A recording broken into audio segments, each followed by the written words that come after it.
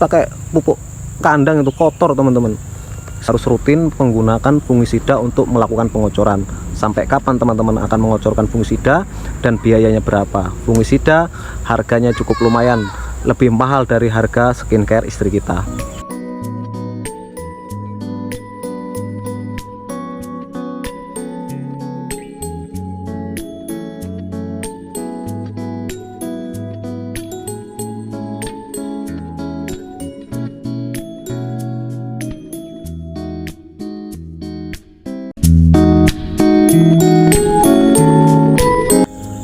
Assalamualaikum warahmatullahi wabarakatuh.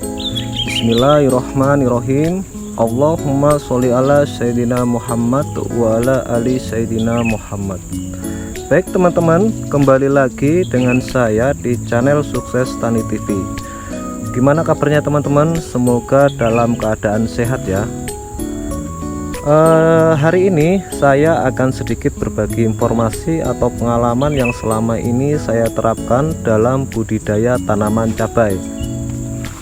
Sesuai dengan judul yang saya buat, alasan saya tidak menggunakan lagi pupuk kohe ya, dalam bentuk apapun, mau sudah difermentasi atau yang sudah lama atau yang bagaimana ceritanya, saya tidak lagi menggunakan untuk pupuk tanaman cabai, tapi ada kecualinya, dan kecualinya itu nanti saya jelaskan teman-teman ya, untuk tanaman apa aja. Jadi kalau untuk tanaman cabai saya tidak lagi menggunakan itu. Ini berdasarkan pengalaman yang sudah saya alami, dan tentu saja setelah saya alami, saya melakukan uji coba pada tanaman cabai saya yang menggunakan pupuk kohe dan yang tidak menggunakan pupuk kohe.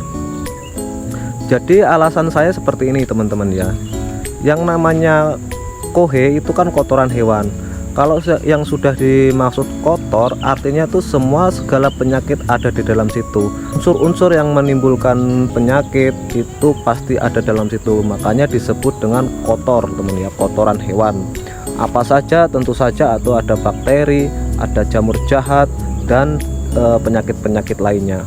Memang teman-teman ya, kotoran hewan, mau kotoran sapi, kotoran kambing, kotoran ayam, itu memang bagus digunakan.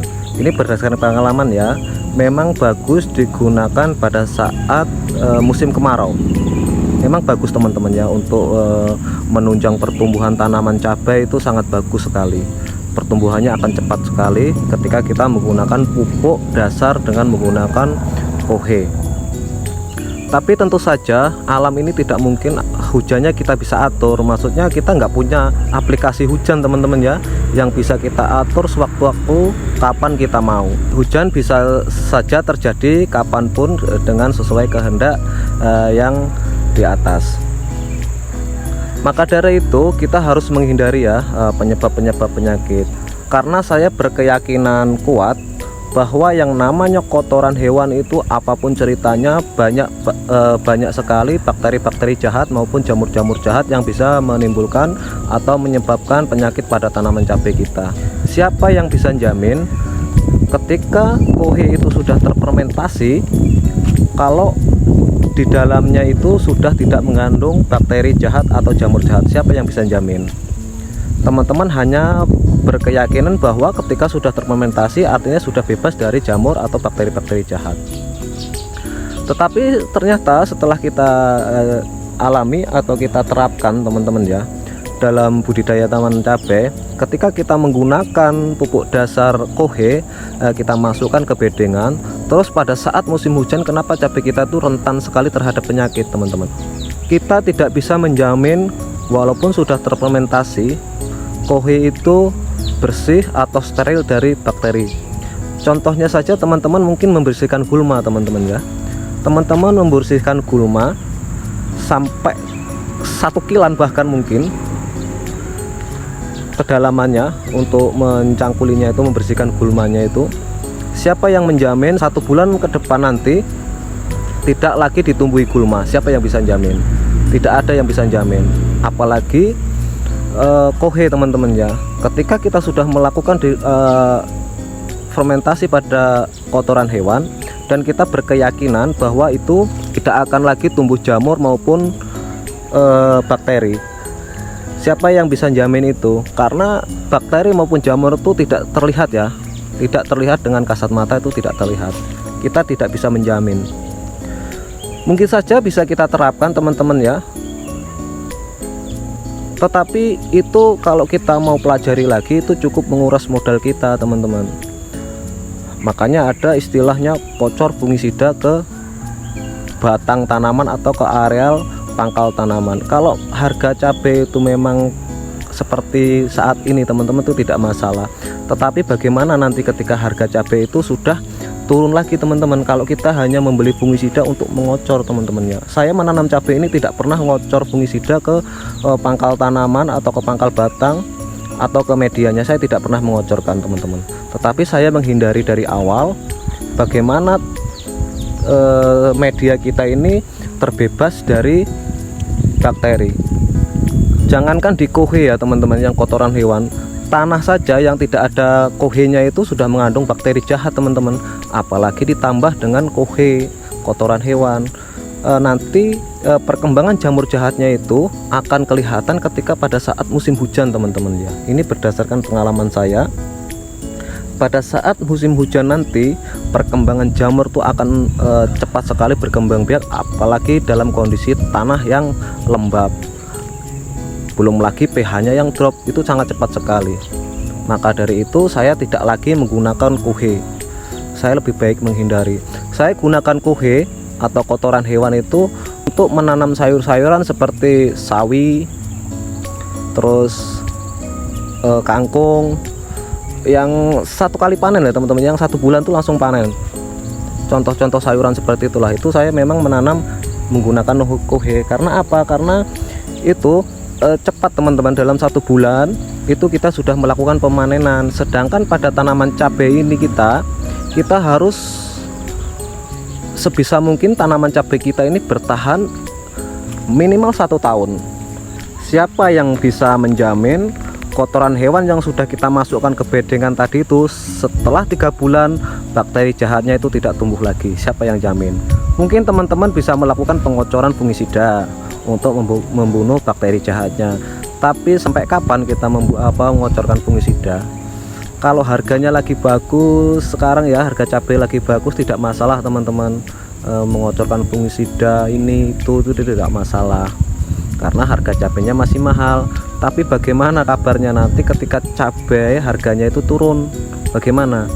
Sedangkan teman-teman harus mengocorkan fungisida. Kalau harganya turun teman-teman, cabainya kita mengeluarin biaya yang ugal-ugalan teman-teman ya, kapan kita untung gitu loh. Jadi kita hindari penggunaan kohe pada tanaman cabai. Ini khusus tanaman cabai teman-teman ya. Kalau teman-teman mau nanam sawi, tanam kangkung, terus sayur-sayuran yang 1 bulan panen itu tidak masalah, karena jamur itu ketika kohe sudah terfermentasi, kalau 1 bulan saja kayaknya jamur jahatnya itu belum sempat tumbuh teman-teman, kita sudah melakukan pemanenan. Tapi kalau cabai ini kan kita pengennya tanamannya lama. Padahal dulu di sekolah-sekolah ya, kita masih waktu sekolah itu sudah dijelaskan sama guru ya, tanaman itu hanya membutuhkan, ini unsur makro ya, kan ada unsur makro primer dan sekunder. Yang paling terutama tanaman untuk tumbuh itu memerlukan nitrogen, fosfat, dan kalium. Itu udah jelas teman-teman ya, udah jelas sekali itu. Ditambah lagi unsur makro sekunder, itu ada magnesium, ada kalsium, ada mangan dan lain-lainnya. Silahkan teman-teman searching di Google. Kenapa kita kok harus gunakan kohe lagi gitu loh? Sedangkan pupuk-pupuk di toko pertanian itu sudah ada yang mengandung nitrogen, fosfat, dan kalium. Kalau masalah terus bagaimana ketika nanti kita berlebihan menggunakan pupuk kimia, terus bagaimana keadaan fisik tanah ke depan? Ya kan kita kalau mau nanam cabai bisa saja kita 3 kali periode nanam cabai, nanti di 4 periodenya kita tanami semacam tanaman kacang-kacangan teman-teman ya. Tanaman kacang-kacangan itu bisa menggemburkan tanah, terus menyuburkan tanah juga. Jadi kita lakukan rotasi, jadi seperti itu teman-teman ya. Ya percaya atau nggak percaya silahkan teman-teman coba ingat-ingat kembali kenapa tanaman cabai teman-teman yang saat ini terserang jamur penyebab patek dan jamur penyebab layu fusarium. Mungkin saja karena teman-teman bisa saja berlebihan dalam menggunakan pupuk dasar kohe. Jadi ini teman-teman ya, itu adalah lahan saya lagi itu ya, di situ itu belum sempat saya bersihkan. Nanti saya akan buatkan videonya secara bertahap. Saya tidak menggunakan pupuk dasar kohe atau pupuk dasar kimia, saya tidak akan. Lebih baik saya menggunakan rumput ini teman ya, rumput apa namanya nih teman-teman. Kalau teman-teman mau kompos yang terbaik ini menurut saya ya, ini ada rumput jampang yang matinya sangat sulit. Ini disemprot berapa kali aja masih kuat ya. Musim kemarau yang seperti apa aja dia masih bertahan hidup, masih seger pohonnya. Jadi saya lebih baik menggunakan rumput ini teman-teman ya. Ini saya masukkan ke tengah-tengah bedengan, itu saya belah bedengannya, saya belah. Habis itu saya masukkan rumput-rumput ini teman-teman ya, karena ini tanaman kuat. Kenapa saya menggunakan itu? Karena begini teman-teman, tanaman memakan rumput yang sudah saya perlihatkan tadi. Saya berharap tanaman itu mempunyai sifat seperti rumput itu tadi, yang kuat terhadap segala cuaca, terus kuat terhadap segala serangan jamur, bahkan kuat dari serangan bakteri. Ya pernah nggak teman-teman melihat rumput itu terkena serangan jamur atau bakteri? Nggak pernah kan? Nah, maka itu nanti akan saya masukkan ke tengah-tengah bedengannya supaya dia nanti lambat laun menjadi kompos dan diserap oleh tanaman. Dan harapan saya tanaman cabai saya mempunyai sifat yang seperti itu.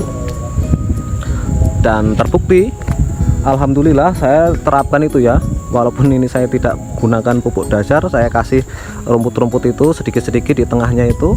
Alhamdulillah tanaman cabai saya masih bisa bertahan sampai dengan hari ini, walaupun diguyur hujan hampir setiap hari teman-teman. Hampir setiap hari diguyur hujan, dan serangan jamur layu fusarium, terus jamur penyebab busuk batang, dan jamur penyebab Anthranoga, alhamdulillah sampai saat ini saya menemukan di situ tuh, menemukan 1 biji.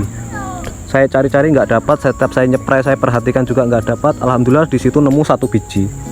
Ya cukup biasa, wajar teman-teman ya.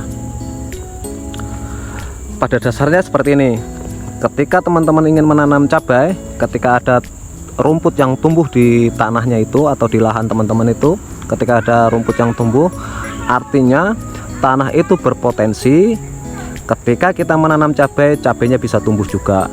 Untuk melengkapi, untuk menyuburkan nanti tanaman cabai kita sudah tahu atau kita sudah ngerti unsur-unsur yang kita berikan di masa vegetatif ataupun masa generatif. Silahkan teman-teman terapkan itu aja. Di saat masa vegetatif teman-teman kasih yang kandungannya nitrogennya lebih tinggi, fosfatnya agak rendah, terus kaliumnya rendah. Nanti di masa peralihan dari vegetatif ke generatif terus kasih pupuk yang seimbang kandungannya. Terus di masa-masa generatif lagi nanti teman-teman lebih tingkatkan lagi unsur fosfat dan kaliumnya, dan juga perkuat kalsiumnya. Itu aja teman-teman ya, nggak usah repot-repot pakai pupuk kandang, itu kotor teman-teman. Saya dulu tuh pernah cari di bawah kandang kambing ya, udah bau kotor, saya pikul lagi, belum lagi air kencingnya itu teman-teman ya, saya buat lagi ke jerigen tuh, saya pikul lagi, itu kotor teman-teman. Kalau teman-teman mau tanam sayuran-sayuran yang 1 bulan panen silahkan, tapi kalau mau nanam cabai, kalau teman-teman percaya atau nggak percaya silahkan aja dicoba. Bisa saja yang seperti saya sebutkan tadi aman memang, tapi teman-teman harus rutin menggunakan fungisida untuk melakukan pengocoran. Sampai kapan teman-teman akan mengocorkan fungisida dan biayanya berapa? Fungisida harganya cukup lumayan, lebih mahal dari harga skincare istri kita. Oke teman-teman, videonya sampai di sini saja. Mohon maaf apabila ada kata-kata saya yang mungkin menyinggung teman-teman. Saya bukan bermaksud untuk menggurui, saya hanya berbagi pengalaman saya dalam budidaya tanaman cabai. Oke, saya akhiri. Wassalamualaikum warahmatullahi wabarakatuh. Salam sukses.